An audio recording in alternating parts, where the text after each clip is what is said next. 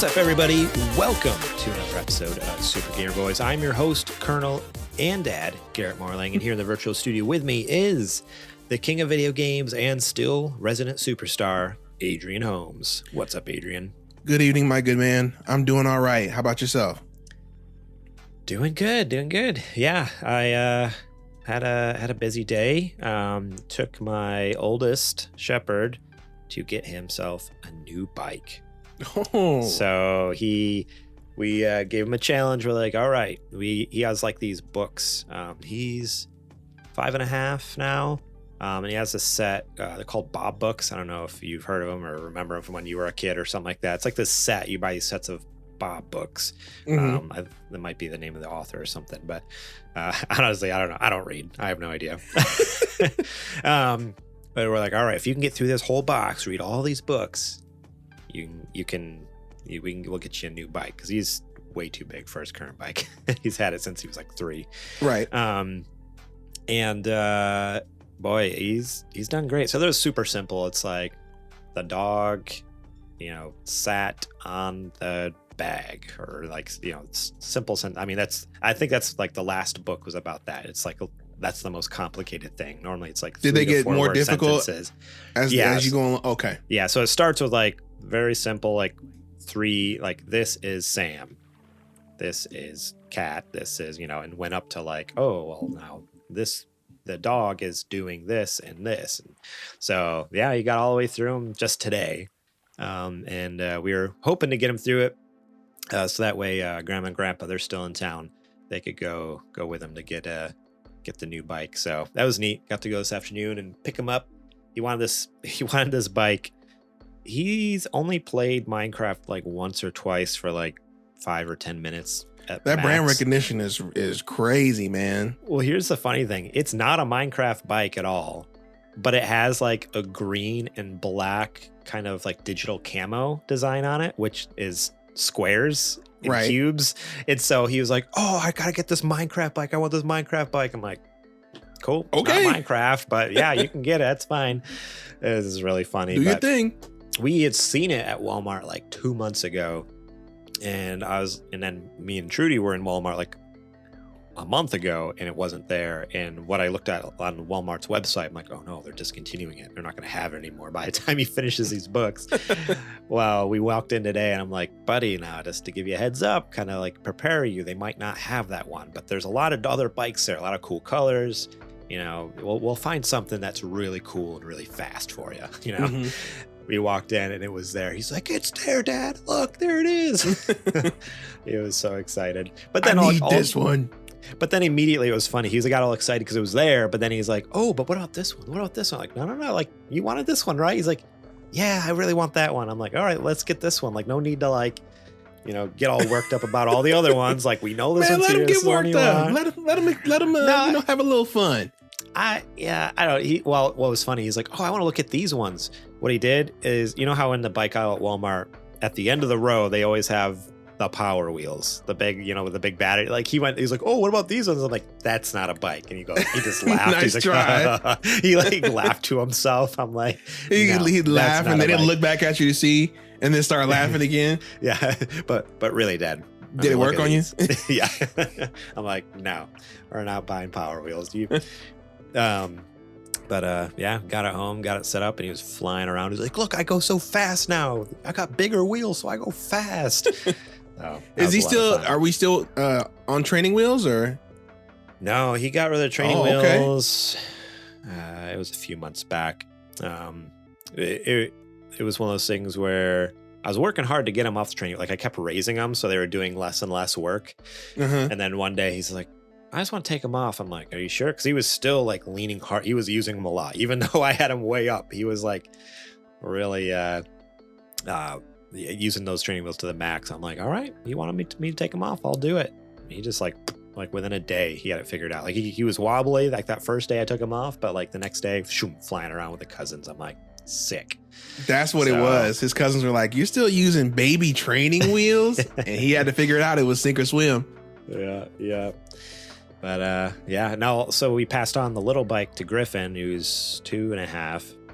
and he's already figured out the whole pedaling thing. I put the training wheels back on his Shep's old bike, and he's already pretty much mastered pedaling. He just needs to build up his leg muscles. He wants to keep going. We have a hill on our driveway, so he goes down real easy, and on the flat part he goes easy. But then he's like, I want to go up. I'm like, dude, like, good luck. He gets like 3 pumps in, and he's like he cannot do it. I'm like, so for like an hour, I was like pushing him up this hill. He would go down. I push him back up. I'm like, no, we're done. Like, go to the flat part.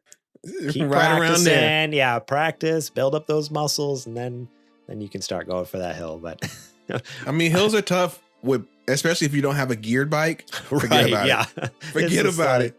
Yeah, straight pedal to chain, no gears. But yeah, so it was a fun day. Fun kind of breaking out the bikes there and seeing the kids fly around on those. But well, good. I'm glad they got to have a little fun, and Chef's got himself a new set of wheels. Yeah, new Minecraft bike. All right. A new Minecraft bike that's not a Minecraft bike. I got to tie it back into video games. This is a video game podcast. Yeah, I've got a Minecraft bike. But this is okay to give a life update. You know, people, they care about you. They want to know how you're doing, what's going on in your world. But today, here on this show, on this very podcast you're listening to right now, today, we're going to be talking about the surprising new Monster Hunter game, a hint at a new Horizon game, and what Xbox's 10-year mystery game is. But first, let's give a quick shout out to our Patreon producers, Bumple Smash, Eddie Martin, and Kajoma01, and our Super Gamer sponsors, Julie Bates and Mama Mare. If you want to be awesome just like those folks, head over to patreon.com/supergamerboys, where you can support us starting at just $1 a month. That's right, $1, and you can get episodes early and ad-free, such as this show. You get it, after we've wrapped tonight on the live stream. I'll pump out that edit, get that to you guys. You get it 2 days early, essentially, if you listen to it tonight, Monday night, I get it out there to you guys. Otherwise, you got to wait till Wednesday. You also get Super Gamer Book Clubs early, 2 months early to be exact. Normally, they come out first and foremost to you Patreon supporters, and 2 months later, you can get it for free.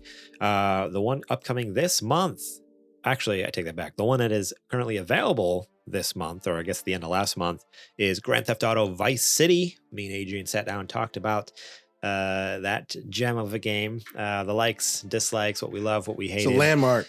Does it hold up, whatever, 15 years, 20 years later, whatever it's been? You have to listen to find out. If you're on the fence about supporting us and you're like, hey, let me check out this show before I go ahead. Well, like I said before, you can get them for free just 2 months later. So right now, the new free one up is Chrono Trigger, featuring Eddie and Chizo, Adrian and myself. We jump in there and talk about my first time playing it, and the other 3 guys, they've played it a bunch of times. They know this game inside and out. So that was a fun one, and had some differing opinions on Chrono Trigger. Some people may say best game ever made. Other people, maybe not. Other people, wrong. Other people, but that's okay. And upcoming this week, actually, we need to nail down a date. Probably Wednesday night, we're going to record it. So that way, Friday, you guys can listen to the brand new episode if you support us on Patreon. That is Phoenix Wright Ace Attorney on the 3DS. Adrian and I are going to sit down and chat about that game. What a game. Loving it. So I actually just got to a point. I didn't realize there was a difference between the original version and the 3DS version, because I got to the end of I didn't know there was a difference until I looked it up later, because I got to a point and all of a sudden the credits roll. Mm-hmm. It's like the end of the game. And then all of a sudden, it's like, oh, wait, new episode or new story or whatever, new case. And when I looked it up later online, apparently the 5th one is where it ends originally, or the 4th one is where it ends originally on the Game Boy Advance, but on 3DS and Wii and stuff like that, because there's a WiiWare game or something like that, they added a bonus case or whatever. So I'm so I'm done with the main game, but I got this bonus case. I'm like, oh, I gotta finish this up now. Yeah. So it was 4 cases on GBA, and then we never got the GBA version of it, of course. Oh, okay. And then it only ever came over here on DS. So that's when we got the 5th one. And if you notice, that's how you know it's the DS case, because that's the first one that has you using the touch screen. exclusively for stuff, and it starts to use the features of the DS. Okay, so I literally just like talked to the girl right at the beginning. So I'm still learning. I haven't like used anything, but that makes sense. Like they would like, hey, here's all these cool features specifically for your console, because they kind of use a touchscreen, but most of the things not in the case like this one though. Yeah, you could have gotten away with just using a D-pad for stuff. So yeah, that makes sense. Cool. So if you want to hear us talk about Phoenix Wright, Ace Attorney on the DS, check that out. Support us over on Patreon. We'll talk more about our Patreon later on the show. But first and foremost here, before we move on, I want to give a quick shout out to Jack Sriracha and Yate for allowing us to use this wonderful music in the background. Make sure to show them some love and support. Links are in the show description on YouTube and podcast services for their Apple Music and Spotify pages. Go give them a listen. Go save them to your libraries. Add them to your playlist. Check them out. They make fantastic stuff over there. All right. Now, it is now time to check the mail. So we've gotten a plethora of new, applications for new host to replace JJ for his absence here now. But after, flipping through all these applications, like no one just quite fits the bill. No one's quite has the experience and the knowledge as JJ, the personality, until today, I came across not an application. This person did not send an application. Actually, this person isn't even a person, to be honest. But we are, let's say, what do they call it? It's like a probationary period here. We're going to test out a new host. And their name is Super Gamerbot. So that's right. The new host, Super Gamerbot. Hello. Coming to us from the Matrix through the interwebs. They have some questions. He does not. Actually, he didn't even tell us what they didn't even tell us what they were. So we're just gonna say Super Gamerbot has no vocal cords. Yes. Yeah. They communicate strictly through text. A mute host. So kind of tricky for a podcast format, but we're gonna make it work as best as we can. Right. So yeah, Super Gamerbot saw that we were lacking in some questions. We do have a couple questions from a listener, so don't worry. But they wrote in a couple questions. We'll touch those in a minute. But I just want to introduce them first. So Super Gamerbot was like, "Hey, here's some cool questions for you guys. You should try." He'll be heading up the mailbag department. Yeah. So thank you, Super Gamerbot. But also thanks to Sir Prince-A-Lot, who writes in and asks, "Knockdown drag out fight in the octagon between Gollum and Jar Jar Binks. Who wins?" What a premise. What? All right. I think this is probably in, celebrating. He's super stoked for that new Lord of the Rings Gollum game. I think he's the only person I know that. Have we seen anything from that game yet? Screenshots? They've been putting a ton of stuff out. They just don't put it out. Like, I only see it because he sends it to me from their Instagram page. Their Instagram page, they have like full gameplay footage and everything. What? How come not? But like IGN, GameSpot, like no one's talking about it. But like there's I've been waiting to see something from it for a long time because I'm like, that could be an interesting concept. Follow him on Instagram. That's where my buddy Sir Prince-A-Lot there. He sends me stuff all the time. Well, since you've seen it, does it look good? Like, does it look interesting? Tell the truth. Okay, I was gonna say I'll just read what I told him, but we also send Instagram reels back and forth to each other, so it'd take me 10 minutes to scroll back to where I said that. We send a lot of reels back and forth, let me tell you. What I told him, the gist of what I told him was, it looks like it could be a fun game, but like fun in the way it reminds me of the AA PlayStation 2 era. Oh man. Which was like, and I said that to him, he's like, dude, like that's what I loved. Like that's my like Sir Prince-A-Lot, that he misses that, because that's that's missing today. In general, like we don't get a lot of that AA THQ era, like we're gonna license everything kind of game anymore as much anymore. Like it's either a AAA game or an indie game or just a bad game. Like there's no like, That's oh, this fair. is That's fair. This is like you remember, you know what I'm talking about though, right? Like there's Yeah. like, oh, this is a fun game, but it's not good kind of thing. It's like this is like it's a fine game. It's a good game, not great. It's like kinda, it's like a little bit above shovelware, kind of. Right. Yeah. Yeah, So like I know exactly what you're talking about. in what I even what he referenced to, he's like, well, back on the PS2, like one of the games he loved was the Hobbit game. I think it was made by either Sierra Games or THQ, one of those, on PlayStation 2 and GameCube, I think even PC. Like, and that's like one of those like AA janky, like it wasn't based off of a book or a movie. It was just like the Hobbit, you know, and it was like their own original creation. I know exactly what you're talking about. So watching the trailers for this, I'm just like, this feels like this. He's like, yeah, exactly. And I'm here for it. I'm like, okay, cool. I don't know if I am, but great. Like it's filling a gap that's been missing for a long time in the gaming industry, but there might be a reason like it's been missing for a while because it's just kind of like, you know, I don't know. But so it's like that weird in between. It's not like a small indie developer, but it's also not like a first party studio. Kind of like the 2000s, like Ubisoft, IDOS kind of deals. Exactly. Like that's kind of what to me it felt like watching the trailers. I'm like, okay, we'll see. But you control Gollum just doing your thing. So that'll be it's an interesting take. Interesting take for sure. But he regarding this question, I have to side with Gollum only because of his like how vicious he is. I mean, he's killed before. He's killed lots of times. I mean, at least once that we know of. Right. And then I assume he's killed more and just, you know, we just don't see it until this video game comes out anyways. So he's a monster. Like Jar Jar, he is an alien species, but to me, he doesn't come across as like a monster. He's not like ferocious or like he doesn't have this, I don't know.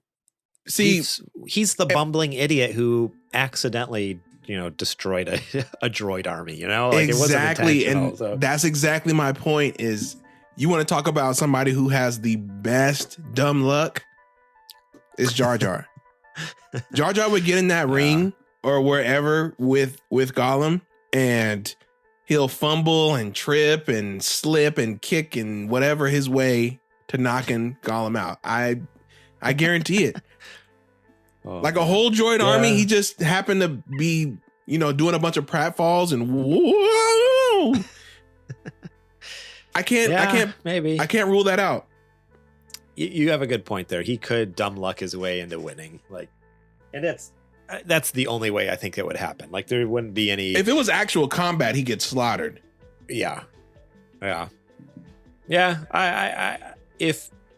if it goes long enough, that's the thing. I think if Gollum is quick enough, Gollum wins. If it's like a fast thing, boom, Gollum takes him out. But if Jar Jar happens to survive for longer than like 30 seconds to a minute, that's where it's like, all right, now it's in Jar Jar's court. Like he's just going to dumb luck himself out of it. If he hasn't died within the first 30 seconds, he's probably got it. It was because he's going to trip and fall out like and launch Gollum out of the ring accidentally or something like that. You know?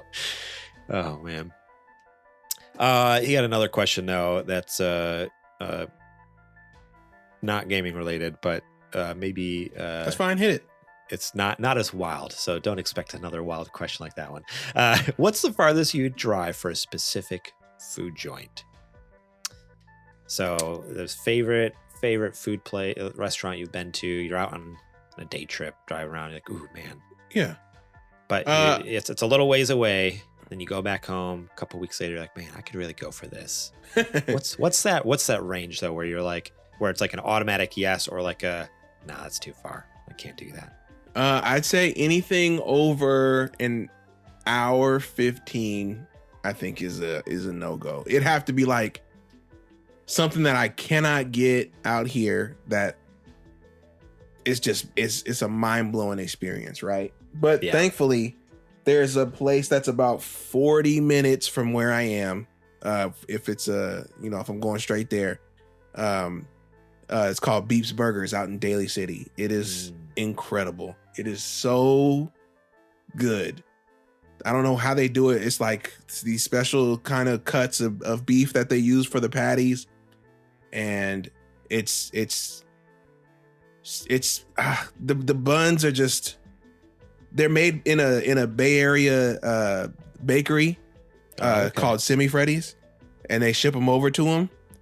I mean, Semi Freddy's sells a lot of stuff. That's why it's so good. If they're using like that makes a huge difference. Having like homemade local goods that they're using like that always makes a big difference. Like, yeah, being able to source the bread from the local bakery, the meat, maybe they probably have a connection with a local farm, like that type of thing. Like that. It all just lines up so good, dude. And then their shakes are handmade, and it's just, you better go there hungry. Yeah, is all I'm gonna say. Man, I've heard of that place because the Kind of Funny crew talked about when they were in their old studio a lot. That's how I found out about it. And yeah, I always wanted to visit it. Like, I only got to visit San Francisco a handful of times because I was about an hour and a half, 2 hour drive from there, probably closer to 2 hours. And I went a few times, but it was always on my list, and it just never lined up. And I'm so bummed because now I'm so far away. When am I ever going to be in SF again? Like. But we'll see. You never know. Never know. For me, I think my limit is gotten smaller. When I was younger, and when I lived in Wisconsin, we were about probably closer to 2 hours, like really with traffic and stuff like that, from Chicago, north of it. So we drive down in, get a Chicago deep dish pizza or something like that. Go to Giordano's, get that deep dish. That was kind of like the limit there. I was like, I don't know if I go much farther than this. But nowadays, honestly, it's like 30 minutes to San Diego. If it's farther than 30 minutes, I'm probably not going to do it. But you were a younger man back then. You have more patience. That was 10 to 12 years ago. Now your kids have beat it all out of you.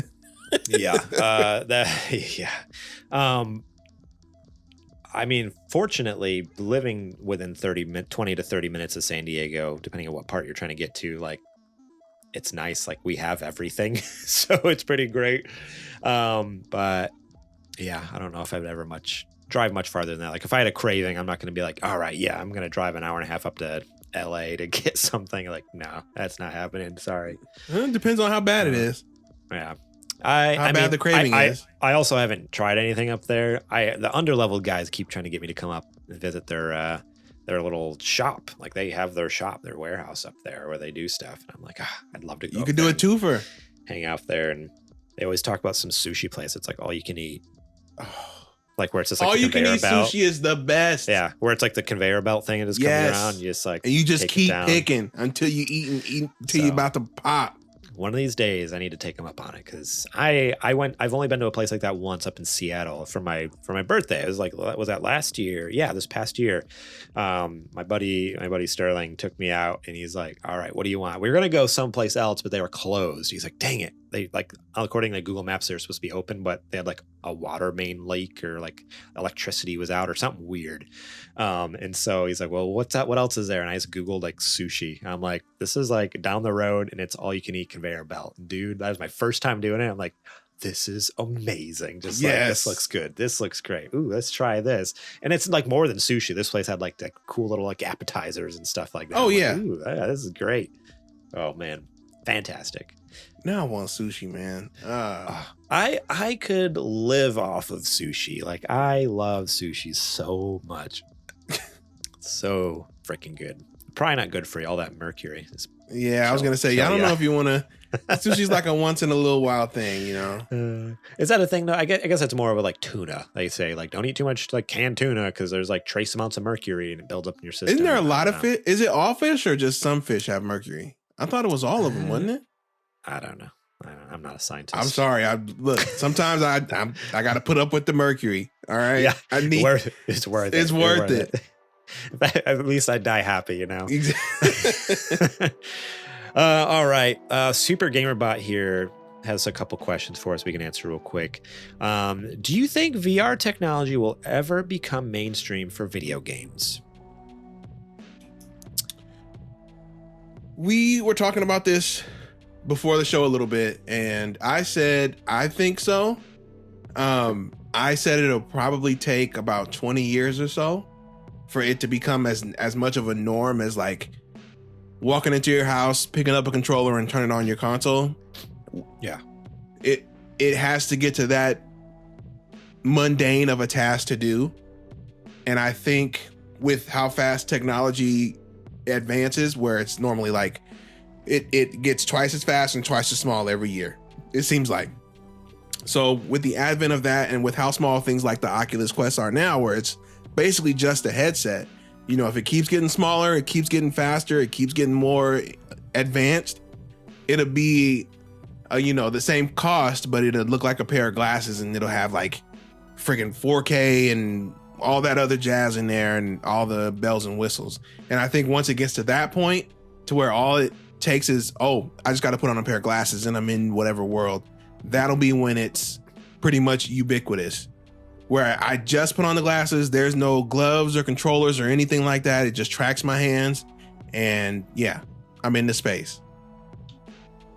Yeah, I disagreed with you. Yeah, when we mentioned it, when we talked about it a little bit earlier, I mean, I think it could eventually happen, but I estimated a longer time frame. I was like, maybe like 100 years. Like, I don't know, only because in my mind, like, it really has to become completely seamless to do and easy, like super simple, super easy, and super affordable. Because right now it is affordable, but it doesn't have the ease of use. But as the technology grows to make it easy, then a lot of times the price goes up. And so like, that was my argument, is just like, I think it needs to be completely seamless, like really easy, affordable. And then it's something else that I just thought of, like kind of on the spot too, is like, VR again, and this is a now problem. Maybe that'll change in the next 10, 20, 30 years. But right now, VR is generally a pretty isolating gaming experience too. Not only because physically you just don't know what's happening around you, but it's mostly single player games. There are multiplayer games, from like VR chat to like weird things like that, to like, but that's a recent development, to like actual like multiplayer things. But it's generally a lot of like linear story, first person kind of gameplay things. So again, it's a current problem which could change very easily in the next 10 to 20 years. But I don't know. Yeah, until that's like a social thing on top of those other two things I mentioned, like the ease of use and the price point being like reasonable, I don't see it anytime soon. So that's why I exaggerated a bit, but no, like I was like, it's probably like 100 years out at least. Cause it's like, man, like right now, like, yeah, being able to sit down on your couch and talk to your buddies or see your buddies, or even if you're on a headset, but like you're still in the world. Like, your brother, your sister, your mom, your dad, your girlfriend, your fiance, your wife, your husband, your whoever, like people can still be around you and watching you. Not only like are you still in the physical world with these people, but then they can even watch you. Mm-hmm. Whatever. There's this like a social aspect from your headset to those around you, to so many aspects there. So where VR is just like, it's just you. Like, that's it. Like, the blinders go up and like no one else can see what you're doing. You can't see what anyone else is doing.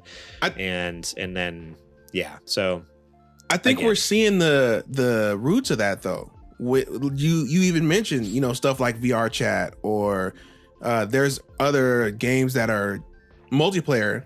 What is that game called on PSVR? The gun game, where you can run around with a squad and Fire Team or something like that. That's a multiplayer game. There's starting to get more and more experiences where you're able to play with other players, and VR chat is you're just hanging out, just like you were saying, where it's all of you in a space somewhere, you just talking and joking and having a good time. So it's not refined by any means, of course, but I think because we're at the very beginning of it. But and you are right that there are way more single player or single person experiences, but I think we're seeing that people are trying to expand the idea of how can this become a community thing. Yeah. And I don't think that's necessarily, if we're starting that now, I can't see it taking 100 years to get to that point. Yeah, I definitely was being hyperbolic a little bit, but is only just to get across the point. Like, I think it's gonna be a long time. Like, maybe not exactly 100 years, but it's gonna be a long, in my opinion, I think, because also, like, I mean, again, like most humans, though, I feel like have just put on a pair of glasses. You know what I mean? even just like sitting down in your living room and people being able to like watch you, like, I don't know, because like I've done that a couple times, like not here because it's just the setup for it, but in our previous house where we lived and we actually had a living room, like I'd sit down on the couch and play something, and like my wife would come and sit and like watch me play it. It's like, oh, but if I'm playing VR, she's like, well, I'm just gonna go to the other room or whatever. Like, I don't know, there's this like a fun social aspect about like even people who aren't playing still being spectators, and like in VR, like you can't have that, you don't have that either. So again, and maybe that's just a me problem, maybe most people don't care about that, but for me, like that's something to think about. Like, oh, well, if I'm just going to be like VR is like just the fun niche thing I do once in a while because I don't want to be cut off from the outside world all the time. But again, maybe that's just a me thing. Like maybe most people are like, no, I don't want to be and I don't want to connect to this world at all. I don't even want to know it exists. Like I just want to disappear. So yeah, I guess it's different for everyone. But yeah, I think that's just kind of where we're at. It's a matter of preference, but I don't. Yeah, I think as far as the technology itself goes, I don't think we're that far off at all from it being ubiquitous. With I don't know if it'll be the main way we interact with games, just because we've had more of a time period with the classic setup, a controller, a box, a TV. Yeah, but there's a lot of people for where that situation. Excuse me, that situation is pretty expensive, right? You have to buy a nice TV. You have to buy the console. You have to have, all these peripherals and games and stuff to set it up. But if you just tell me I have to buy this one thing and I get the whole experience, it may end up being the preferred method of interaction with video games and media. So, yeah, I don't know. It's a tough question. There's a lot of angles that you need to look at. Yeah, good job, Super Gamer Bot, man. Man, people letting the robot give up the questions we got to get into, the meaty questions. Yeah, right. All right, we have. You know what? I'm going to save this question because we're ready to jump into some news now. I think we had one more question from Super Gamer Bot, but I'm looking at the time here. They're on it. All right, it's now time for the nerdy nudes. It's now time for the nerdy nudes. Perfect.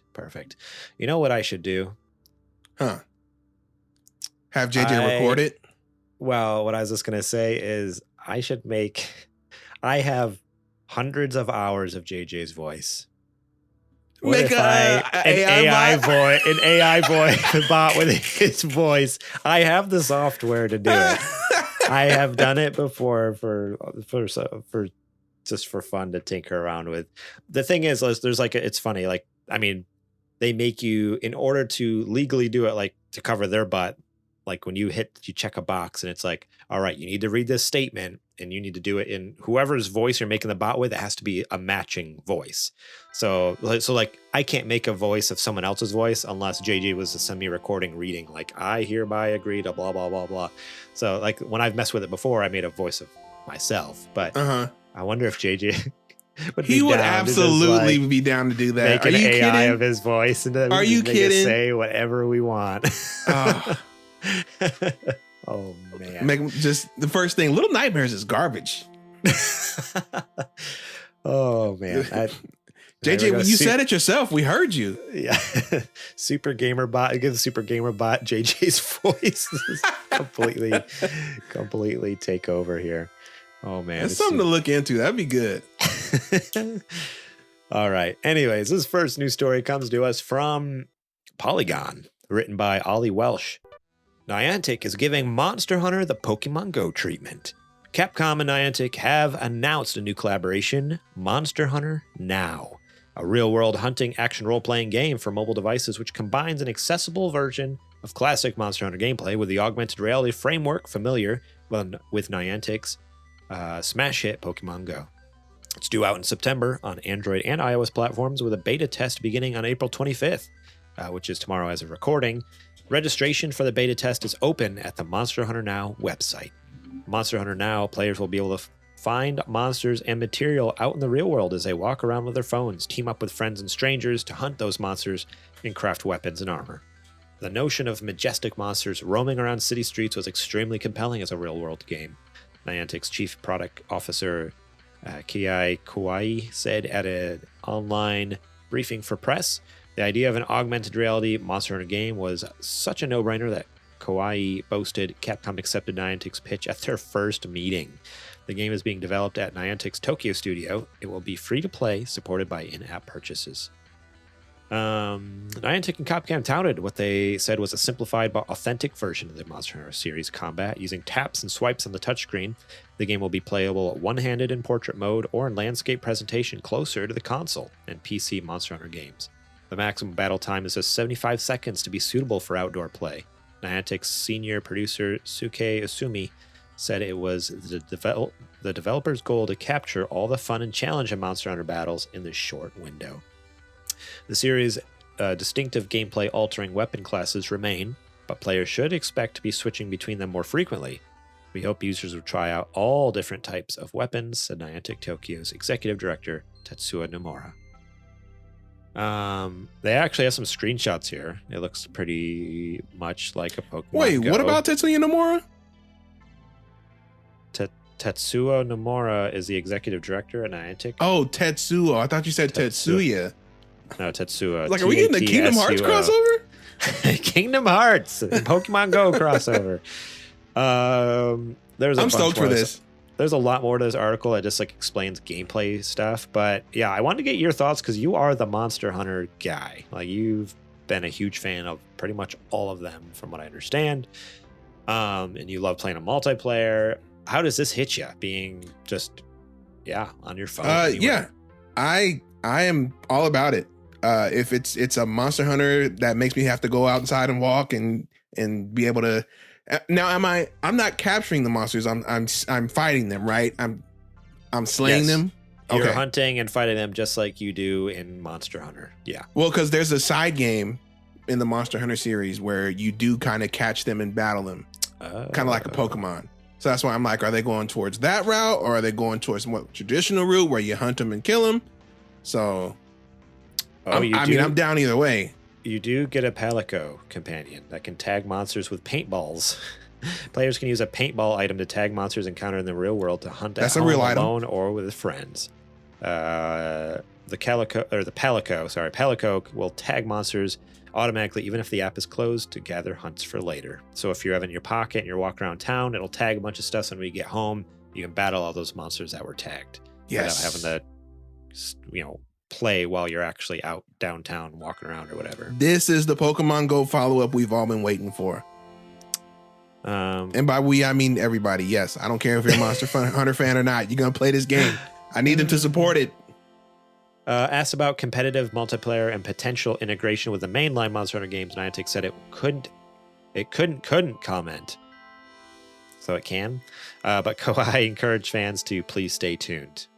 Okay, so maybe there's going to be some integration with the main games, maybe some... Competitive hunting would be a little weird. Normally you're all hunting together as a party. Right. I guess it would just be like scores based off of like the size of it. Like, is it... okay. Because I haven't played a ton of Monster Hunter, but I know like... From what I remember from Monster Hunter World, they were like... It was like random depending like how like the weight of it and length of it and size, right? So like maybe it's almost what it is, like the trophy size. Like, all right, you found a extra large one, kind of like with Pokemon too. There's like different weights and size Pokemon. Right. So I wonder if it's that kind of thing with the like, okay, it'll be more like a trophy system. Like, like the one you happened to stumble upon was big. It's the same thing with like, I don't know. I grew up with deer hunting. Like, you got an 8-point buck, a 10-point buck. That type of thing with these. Pretty much, you're on track. You got a dragon with 10 points on his head. I don't know. It looks sick. I'm not gonna lie. And honestly, so whenever my parents come to visit, my mom likes to pull out the Pokemon Go. She plays Pokemon Go, and she especially likes to do it with Shepard, my oldest, because he thinks it's a lot of fun.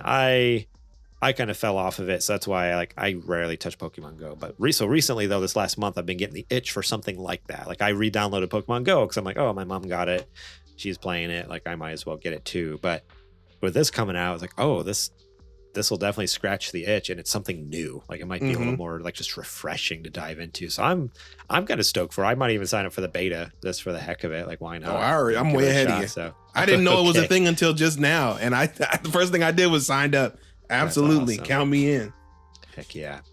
But yeah, I don't know. It's it's not coming out for a little while, and it's not coming out for a little while. If you want to get familiar, yeah. On one hand, I'm just to kind of like zoom out a little bit on Monster Hunter specific, but more just like this type of game. It's amazing how many of these types of games have come out and just been flops. Like they try so hard. I hope this one's different. But like Harry Potter came out and that one was kind of like, eh. Minecraft had one that's similar. That one kind of flopped. Ghostbusters had one. That one kind of flopped. Pikmin seems to be doing okay. Pikmin, I think, is doing okay. Wasn't there like a Jurassic Park one or something too? I wouldn't be surprised. Like there's like all these big franchises have tried to make this game. What's weird is that they're all like, hey, Pokemon is the biggest brand in the world. You know what? If they can do it, we can do it too. Like that's your, I don't know. That's your metric for judging whether or not you should spend all this money on an app. You think your brand is as highly recognized as Pokemon? Right. Okay. Yeah. Everyone just assumes it's a golden ticket. Like, oh, yep, we're gonna. It's like no, people actually have to like the thing a lot that you're making the product off of. Exactly. Yeah. If it's like not that well known of a franchise or that beloved of a franchise, like people aren't going to just flock to it. Like, so it'll be interesting to see the legs it has on it. I think this is. I don't know if those other games were developed by Niantic though, were they? Like this one is actually developed by Niantic. So Potter was, I think. I guess I can look it up. Niantic. And I think Pikmin is. Okay. Because they have that relationship with Nintendo already. Here we go. Niantic has made Pokemon Go. Harry Potter Wizards Unite. Transformers Heavy Metal. See, you didn't even hear about that one. Is that also if it's Niantic, I'm pretty sure it's the same formula. Oh, it wasn't. It didn't. It was canceled. It never even saw the light of day. See? But yeah, they made not Pokemon, Pikmin Bloom. So that makes sense. So really, like, the only one of theirs that hasn't performed well was the Harry Potter one. Let's be real, right? These are just reskins. Oh wait, Harry Potter shut down. It launched in 2019, and 3 years later they shut it down. Like it's done, dead. That's crazy.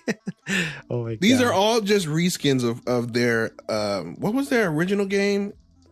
It was like Geocache or something like Ingress. Yeah, Ingress. It's all just reskins of that game. It is 100%. I actually remember back in 2013. I'm on their wiki here. I remember downloading Ingress and like messing around with it, but it was such like a new weird thing at the time. And I lived in an area. I live in Wisconsin, and there just wasn't a lot going on for it. So I was like, I remember like playing it for like 2 weeks and then just deleting it.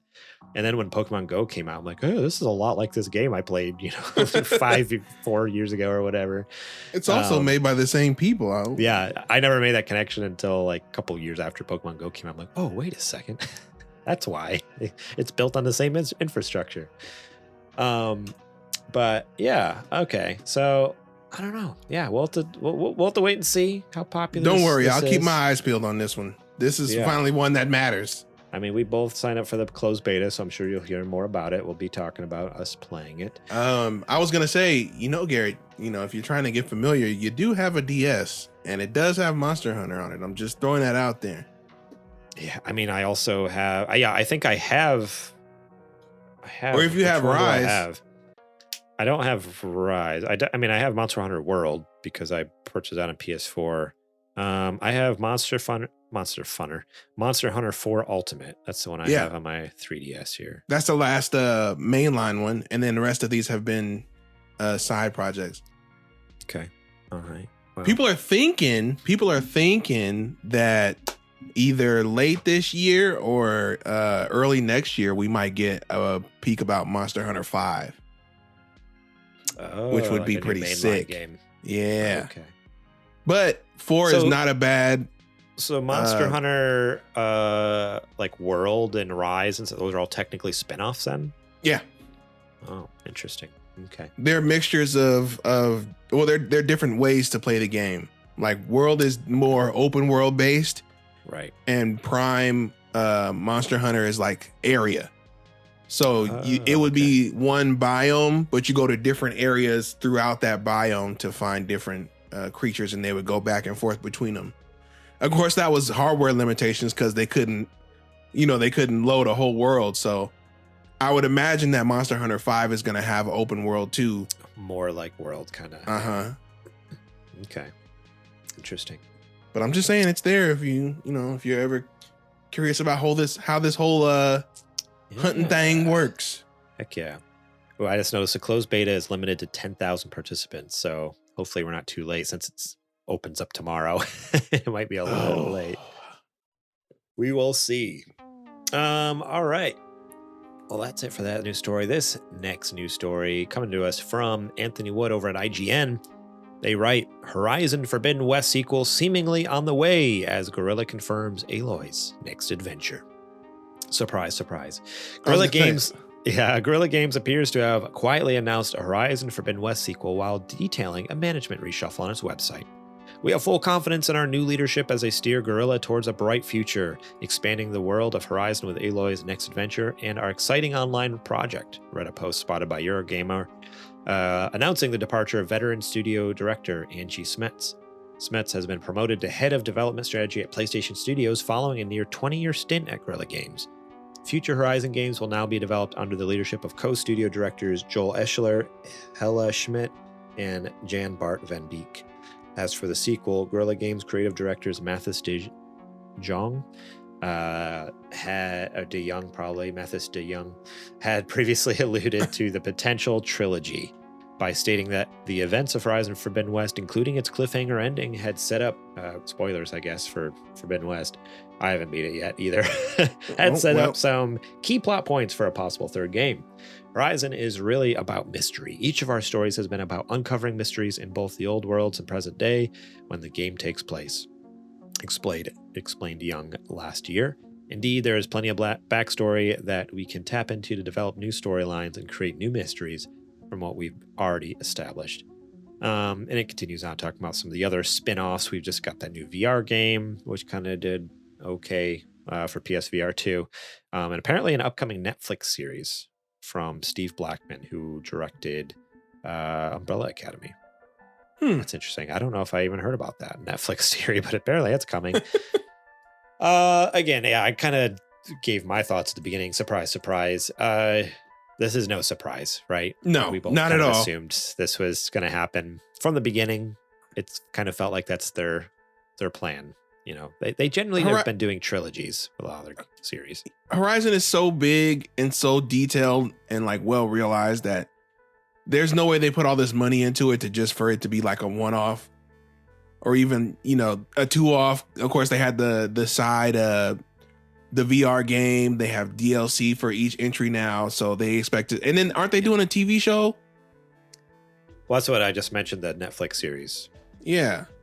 So yeah, this is definitely like a main franchise they're looking to like continue to expand. Like I honestly would be shocked at this point if they stop at a third game. If there's a new TV show coming out, either this TV show is going to come out around the time of the third game, or they'll remaster the first one. Huh? Yeah, Sony's been known to do that. That's probably actually more likely what's going to happen. Is 2 years after the first one came out. Yeah, exactly. Yeah, now that you mention it, yeah, it'll probably be Horizon Zero Dawn Part 1. I want to say you joke, but we all know that's happened. Oh man. Or no, they just totally they don't. It's not Horizon Zero Dawn. It's just Horizon Part 1. Yeah, and then Horizon they dropped Part 1. They dropped the Zero Dawn part and just like, I don't know, it's Horizon Part 1 : Zero Dawn. Something stupid like that. I'm stoked for it. So the reason I purchased Forbidden West with every intention to finish the first game, because I owned the first game as well, and I like sat down. I'm like, I'm gonna pre-order Forbidden West because I'm so stoked for it. Because what I played of the first one, I really enjoyed. So my thought was like, oh, well, if I pre-order the second one, that'll just kind of force me to play for the first one because I'll have to play because I bought it. I don't know why you did that. It didn't do nothing. It did squat. I did play a good chunk of the first one and still did not beat it. And I downloaded Forbidden West again, just as like a reminder, like every time I turn on my PS5, like, yeah, finish the first one, I never did. It's installed on there. I've never fired up Forbidden West. But again, what I played the first one is really good. And what I've heard about the second one, it's so good. Now, I have finished the first one. I liked it a lot. I started Forbidden West. I'm about, I'd say maybe a couple hours into it. It's absolutely gorgeous. And I think the same thing happened is where something came out and completely took my... No. Maybe it was. Yeah, they came out like within like a No, I didn't have a PS5 at that time. Oh, so you're talking now. I mean right. when it first came out. Oh yeah. Elden Ring. Yeah, like that's why I never finished the first Horizon. That's why I didn't finish Horizon Zero Dawn because Elden Ring came out, and so I'm like, well, sorry for Horizon. But yeah, right. Well, when did you start playing it? When was it? I got it last year. I got my console in November, I think. So I got the games in December. Okay. I don't remember if there was something else that I had started playing or what it was, but I just never got back around to it. Probably a book club game, honestly. That's how it's been for me. Like I don't have time to play modern games because I'm playing all these old games for book clubs. So it's like it's probably something like that. I can't remember what came out in December time, but I really liked what I played though. I do want to get back to it. Yeah. Okay.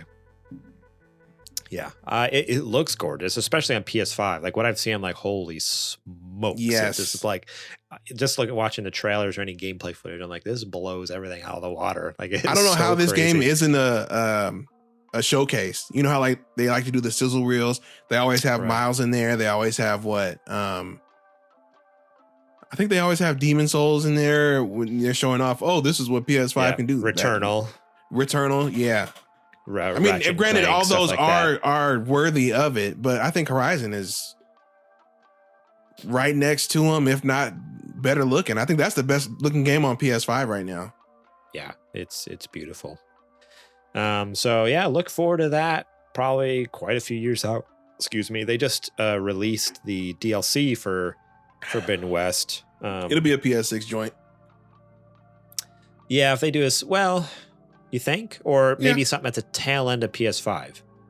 Because the only reason the first two are on different consoles, because Horizon came out towards the tail end of the PS4 generation. Like, right. Really. So where this is like, we're at the beginning of the PS5 kind of generation right now. So we're actually near the middle.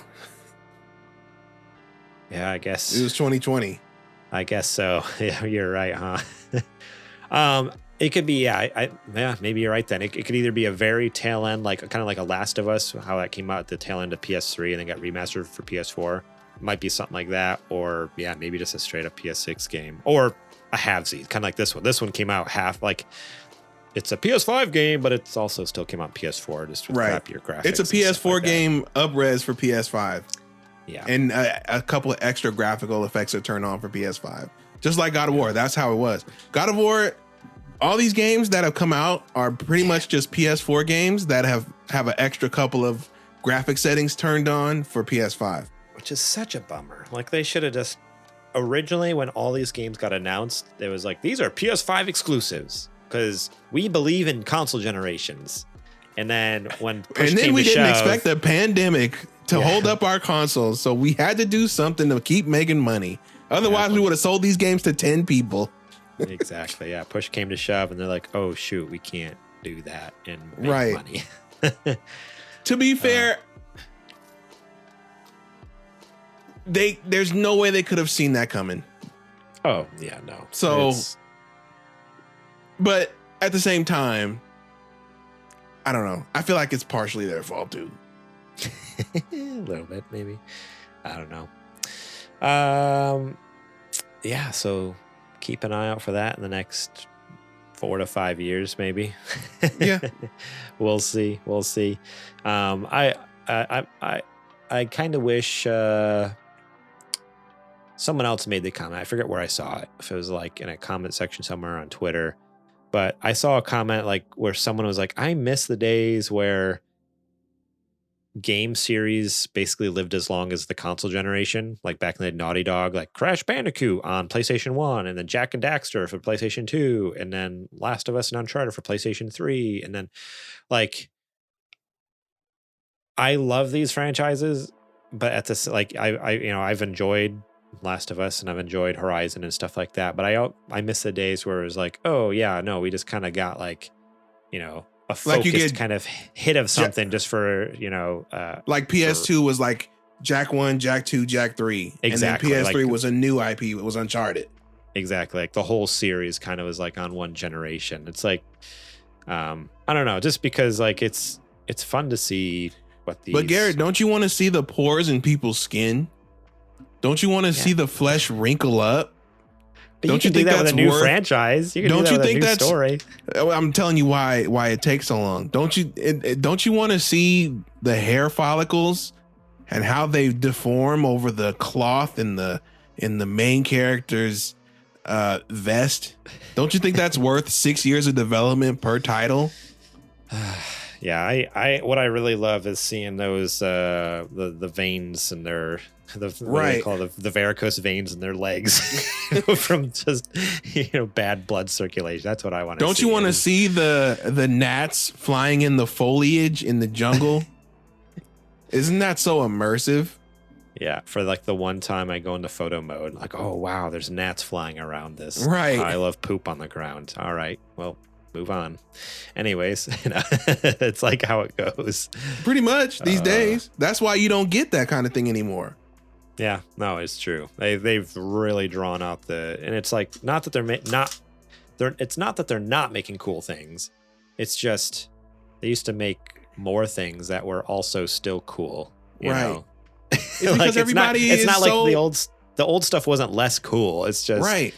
Like well, everybody's so I don't know how to put it, hypnotized by this standard that every game needs to be this gigantic blockbuster, ultra exclusive premium title, when realistically there should maybe be like 2 or 3 of those throughout the life of the console, and then everything else is like how we were saying, like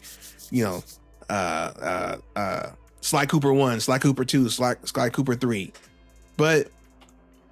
and we don't get it. And that's why, how many PS5 exclusives are there now? Maybe on one hand, 4 or 5. Well, like only 4 PS5. Yeah, not a lot. And honestly, this is a perfect segue into our next news story here. This comes to us from Chris Scullion over at VGC. They write, Xbox is working on a mystery sequel that it says could take 10 years to make.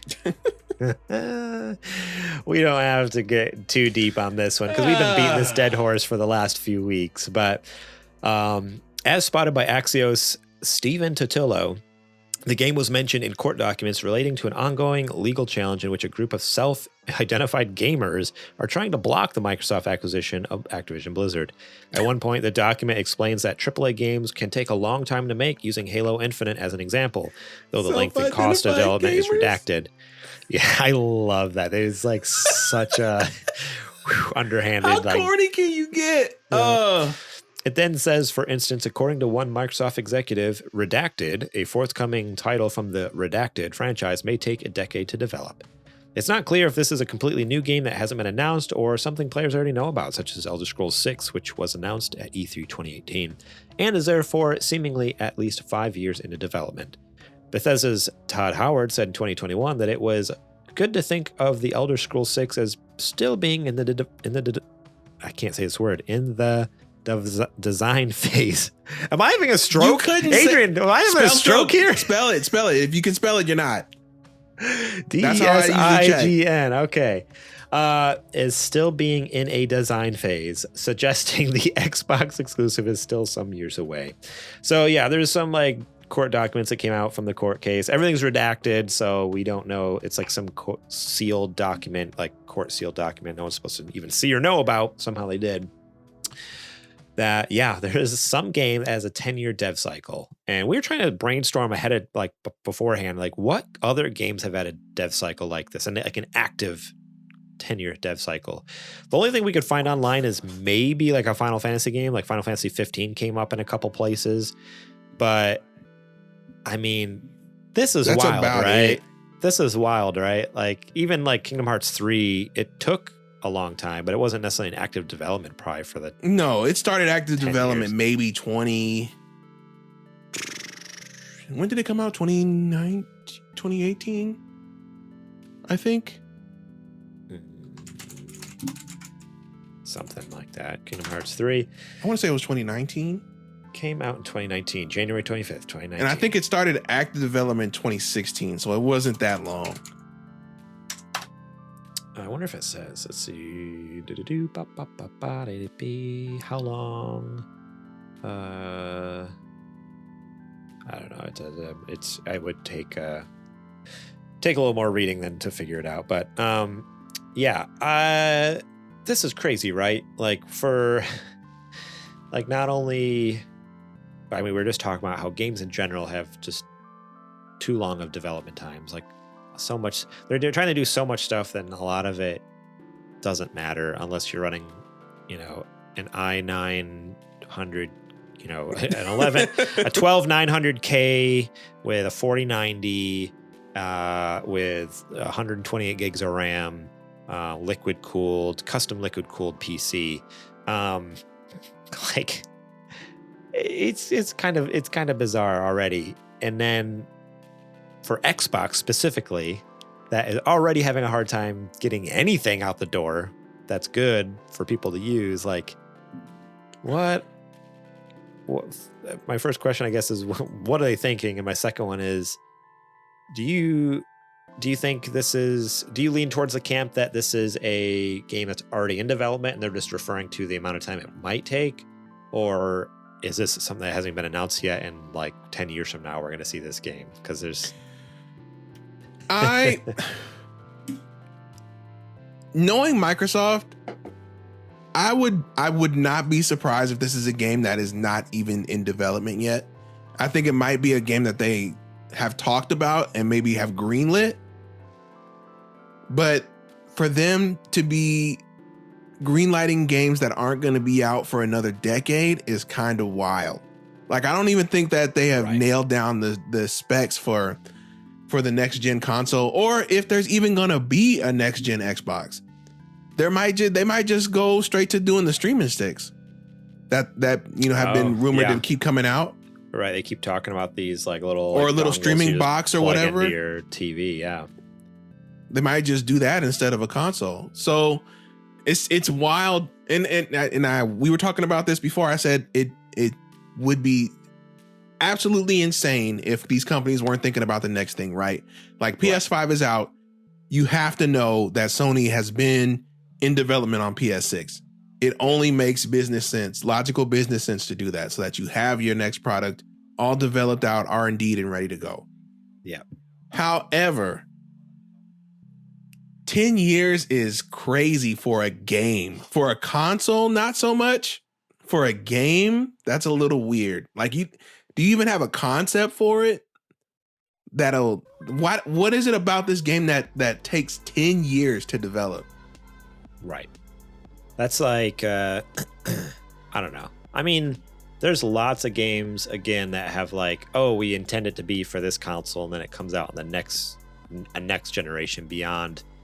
But again, that's not, a lot of these games have long developments, but it's not all active development. That's the difference. Like Metroid Prime 4. People have been talking about this for probably over 10 years, like wanting, but it's like, it hasn't necessarily been an active development that whole time. What they're making it sound like here is like, this is 10 years of head down, this one studio working on this one game for 10 years straight. Like, that's not only like unheard of, but yeah, how do you prepare for something? You have no idea. Like what? I mean, that's like, oh, like Cyberpunk 2077. That one was supposedly in like some sort of development for like 10 years because it was supposed to originally come out on PS. It ain't no way. It ain't no way that game was in development for 10 years and came out like that. You can't tell me that. Don't do that. I mean, wasn't it originally supposed to come out for PS3, I thought, and then it got pushed to PS4, and then eventually kind of like a hybrid PS4 PS5 thing is essentially what happened. Which like, was a mistake. They should have just that was made even it a mistake. Yeah. Yeah. Like that barely worked. So I don't know. So far the experience is games that do have long development times usually come out mediocre at best and bad at worst. You know why? Because it's developed with the sensibilities of the last generation in mind. Yeah, from 10 games that are 10 years old, and we've Right. all moved on and onto Right. better control schemes and Exactly. storytelling methods and, you know, all sorts of stuff. So, But I you're don't know. already in too deep. You've made the world, you've made the characters, the scenario. To start it over would mean another 10 years. So you're right. Oh man. Yeah, I don't know. We don't need to go on and on too long on this because it's like we've been beating Xbox down a lot lately. and I hate it. I hate that I am so perplexed and upset about the direction that Xbox is taking. I want them to do better. I'm rooting for them. I don't want anybody to fail. We need competition, but they are making it tough to root for them. Yeah. Yeah, between this not launching games and then just, I mean, even mentioning something like this, even if it's not what they're actually doing, the fact that it is even a thought in their head, like, oh yeah, we're gonna do a game that's this, like, why? You already have we put out one game last year, Scorn, was bad. This year, we've gotten Hi-Fi Rush, and hopefully, as long as they don't get delayed again, Redfall and Starfield.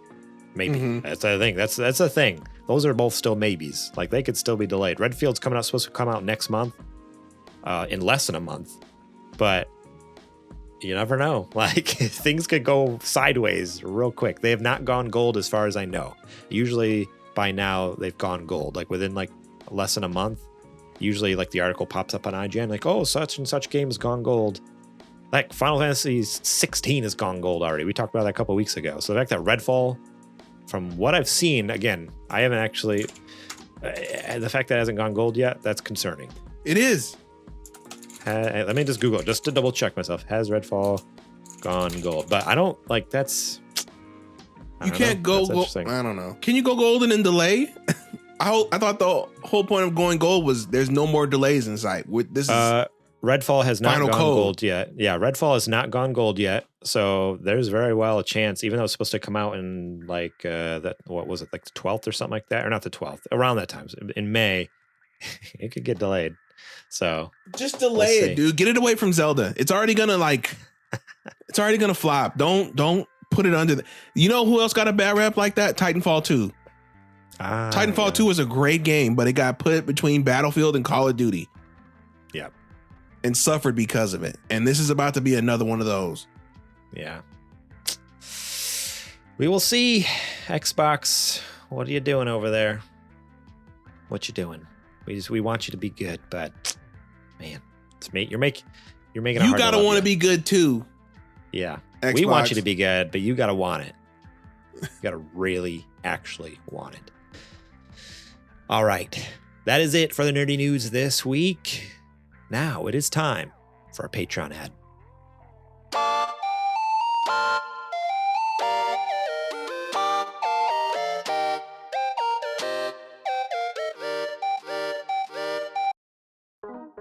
All right, this is a part of the show where I tell you to go over to patreon.com/supergamerboys. Support us over there. Starting at us $1 a month, you can get episodes early and ad-free, such as this show and Super Gamer Book Club. You can get Book Club 2 months early, as we mentioned at the top of the show. I'm excited for this month's episode, Phoenix Wright Ace Attorney. It's going to be a fun one. But let me see. Going up the ladder of our Patreon tiers here, $5 a month, you can get the show notes ahead of time where you're going to see those listener questions. You're going to see the news stories ahead of time, know what we're talking about, leave your own questions, comments, concerns right on the doc. We'll read them here on the show. You can be a part of the show. $10 a month, you get shout outs each and every episode at the top. When you hear our Super Gamer sponsors that we announce each and every week, you can be one of those folks as well. And then the top dog tier, Patreon producer, $15 a month. You can support us there and get all those previous perks. And you also have the ability to pitch us a segment. Shoot us some ideas. You have ideas for a way to change up the show, segment to add, a new show to even try out. You could do that. Adrian was that back in the day. He pitched, Super Indie Boys. Eddie is giving us some, thoughts and ideas here and there. Kind of, to be honest, what eventually pushed us to do the Super Dungeon Boys was kind of Eddie pushing us again on that. It was always an idea in the back of my head, and he's like, "Oh, you guys got to do something." So I will credit Eddie in part to being kind of like and it's some of our best work.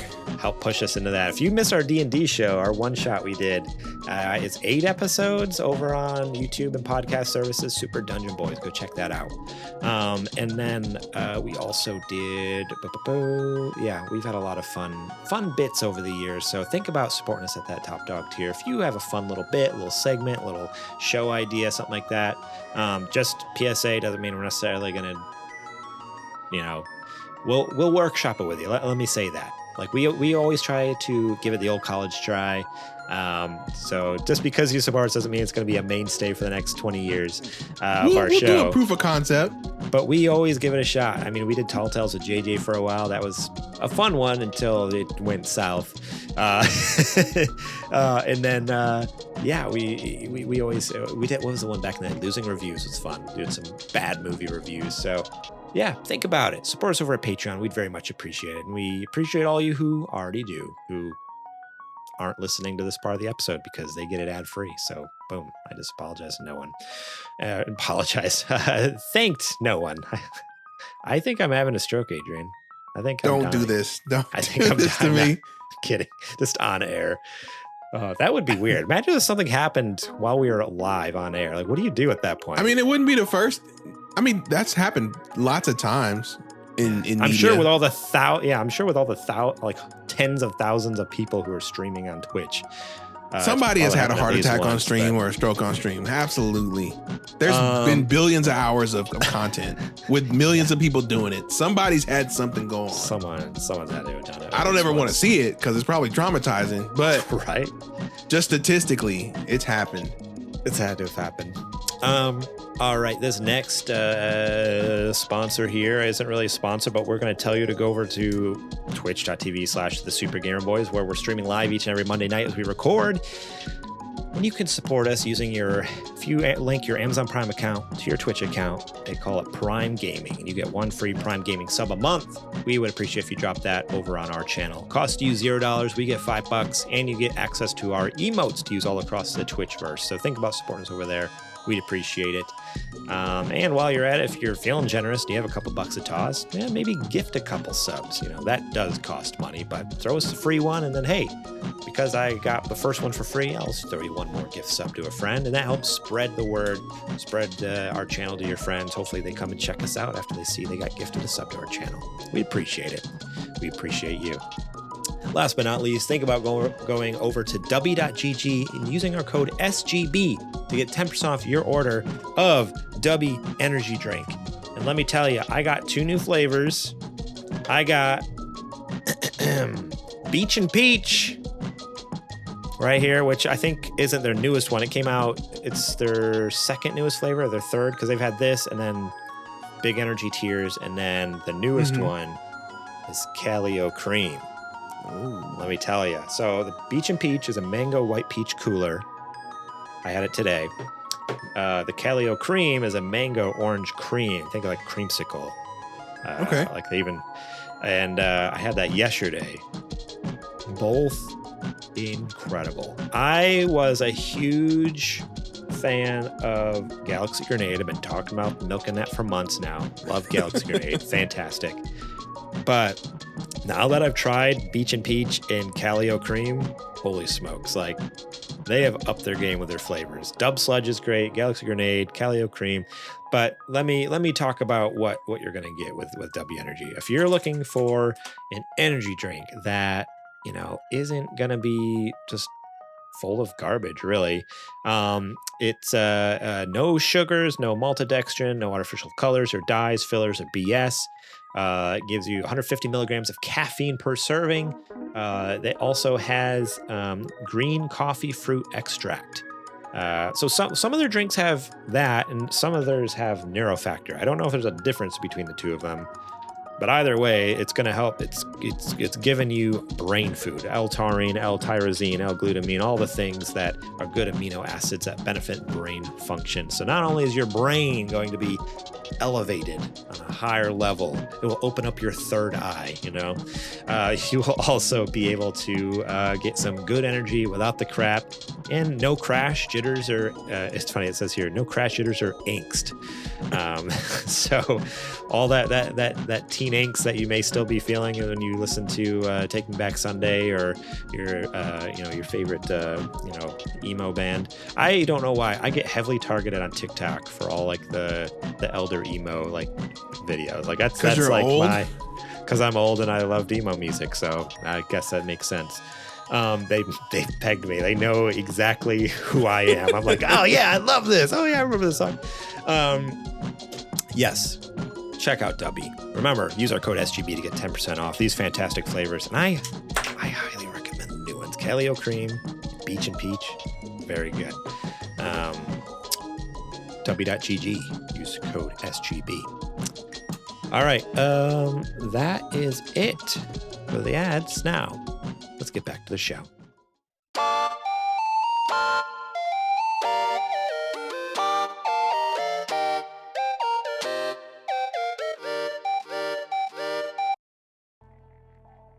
Alrighty, this is the part of the show, Adrian, where I ask you what you're playing. So I'm playing a couple of things, actually. So I recently started Cult of the Lamb.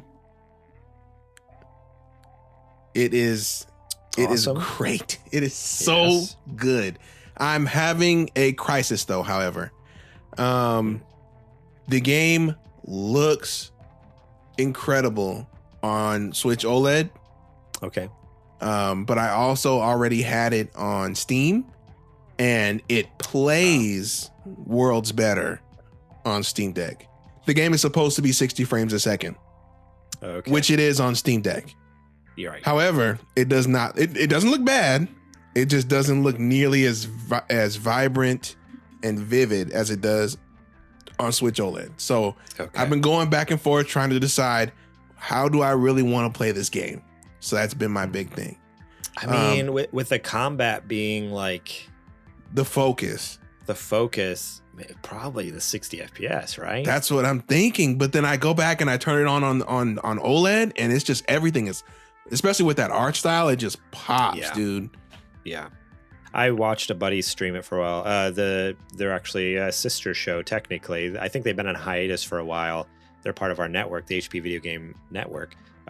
Super Best Friends Video Game Podcast, SGBVS, something like that. They're fantastic. I love those guys over there. They were streaming it a couple months back, and it looked gorgeous. I mean, that was just on my monitor. I'm like, oh, these colors are so bright and vibrant, and such a cool art style and stuff. Like, I could only imagine on the OLED, it just looking like just popping so much. Yeah. So I'm trying to figure out what's going on. I'm trying to nail it down and commit to one path. But the game is great. Combat is really cool. I really like the artwork, the art style, and the design of everything. It's cutely creepy, if that makes sense. If that makes sense. Yeah. The character designs are really cutesy. The world is really cutesy until you kind of look past the surface and you're like, you're a cult leader, like basically like worshiping Satan. So it's like very much like, or some sort of like demonic presence, like who's been wrongly trapped by other entities and is trying to get free to exact his revenge. Mm-hmm. Okay, I'm just explaining like that's where like the creepy kind of vibe comes from. It is very much like your stereotypical idea of like the, you know, like demons and Satan and the devil and stuff like that, where it's just, so it's all like he's just my boss. That's all. We will not. You will not disparage my cult on this podcast. Okay, we run a legit operation relationship. Yes, I am just a middleman. I am middle management. Okay, I oversee employees and I report back to my boss. That's all that goes on. That's all you need to know. Oh man. The other thing that I've been playing, thanks to our supporters, is Advance Wars, the new Advance Wars reboot camp. Heck yeah. And boy, let me tell you, you want to talk about, and I will go on record saying this. I don't care if people disagree, but in my opinion, this is as good of a remake as Resident Evil 4 is to Resident Evil 4. It improves literally everything from the original game. And that's hard to do, just like Resident Evil 4, because the base game is already so good. Right. So for you to take that concept and then improve on everything, like the soundtrack sounds great. The character designs have been updated, but they evoke that old school feeling of the originals.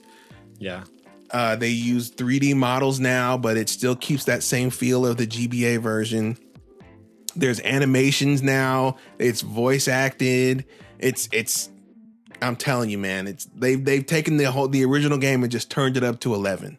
I have yet to find something that I think, oh, this was better in the original game. Wow. And that's not awesome. To disparage the original game at all. If I had to go back to it, that's not a problem. It's still a very valid way to play the game. But this is just like the definitive, like if I were to tell somebody to play Advance Wars going forward, it would be this.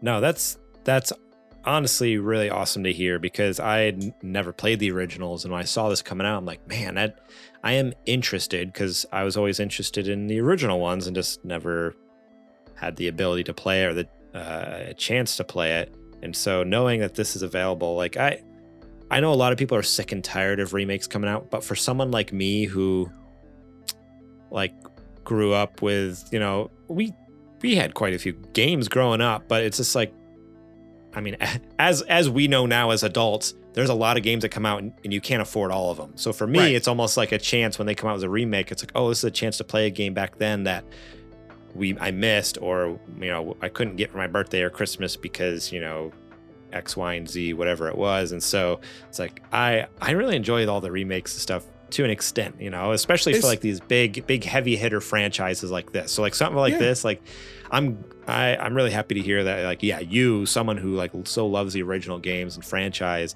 to be like, no, this is like at the very least on par, and at best it is better. Like it's like a very good experience, because that's always the worst, is like someone's like, or like even like Animal Crossing I never played before, and I jumped into whatever the new one was called, New Horizons or whatever, and I don't know, you've kind of said like, oh, this isn't my favorite one. To me, I'm like, oh, this is a fun game. You're like, oh, it could be so much better. But again, it's like accessibility. Like I'm never probably going to go back and play those old ones, which is a bummer to me. Like, oh man, exactly. And they're never going to remake those.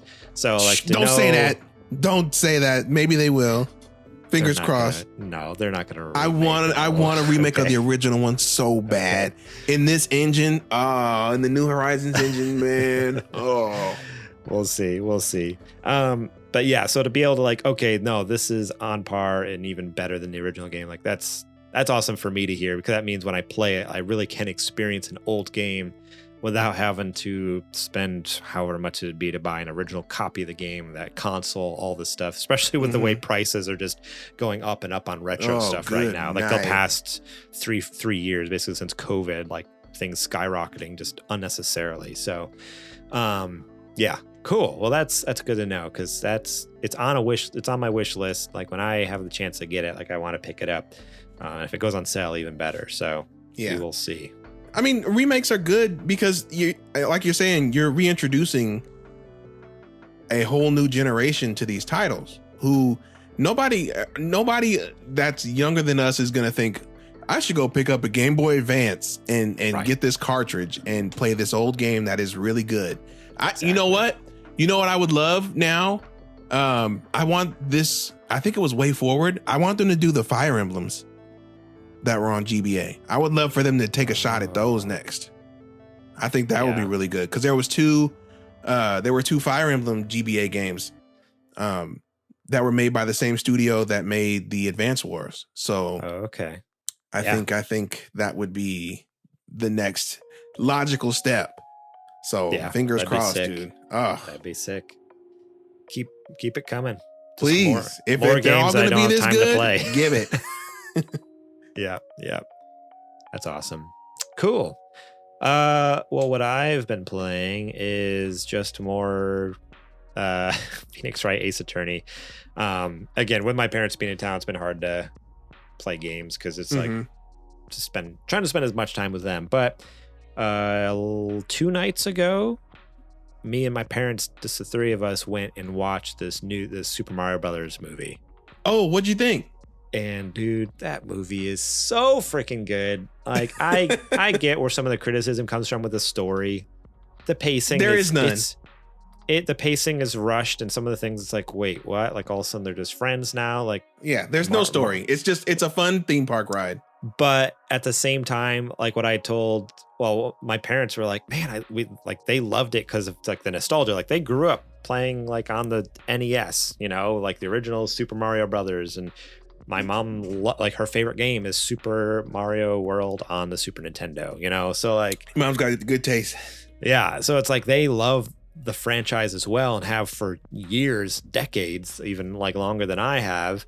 But even for myself, like I loved sitting there and I told them, I was like, I watched the background more than the foreground because I was looking for all the fun little Easter eggs or like little things they said.